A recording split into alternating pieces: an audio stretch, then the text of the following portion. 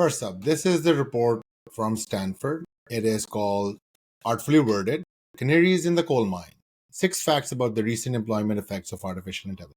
So, what this report and the researchers did is they looked at high AI exposure roles. So, what they found, number one finding, is that employment for young workers has declined in AI exposed occupations. In there, they have looked at, for example, software developers, highly AI exposed role. They found that for the headcount over time, this is the blue line, which is people in their early 20s, and then this orange is in the late 20s. It has been a significant decline compared to other age groups, right?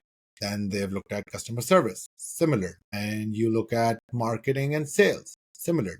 However, for first and production supervisors, or you look at health aides where the classification doesn't make it too high AI exposure, you don't see that impact. You don't see that kind of a trend.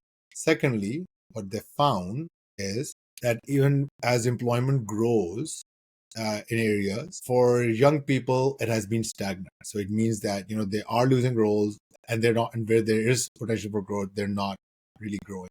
So companies are not really looking for young talent. And then they say that entry-level employment has declined in applications of AI that automate work, but they don't see that impact necessarily for augmentation. Now, this is where I smell this is fishy. Here's why. I think there are 3 things in play. Prior to 2022, we had this long bullish run of a market with zero interest rate. Remember also that in the pandemic after 2020, between 2020 and 2022, we also had that hockey stick growth. And the market was crazy, unprecedented growth, right? And there was a lot of money to throw away because things were at zero interest rate. But as things started to slow down, as the interest rate was changing as well, already companies were planning that there are macroeconomic sort of headwinds. However, the shareholders are saying, I got to experience such a great growth rate. If I'm going to invest in you as a company, you need to give me this ongoing.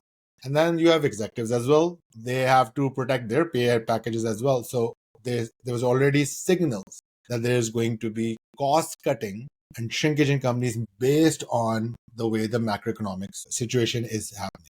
You start seeing in 2022, Sundar Pichai, Google CEO, start signaling messages about productivity publicly. And then you had other CEOs start talking about it. So you already had these messages long before ChatGPT about productivity and how remote work is maybe the culprit, and maybe people have become lazy, and maybe then it was about everyone's become lazy, and then everyone needs to buckle up. And then along came AI. And then AI is now this scapegoat.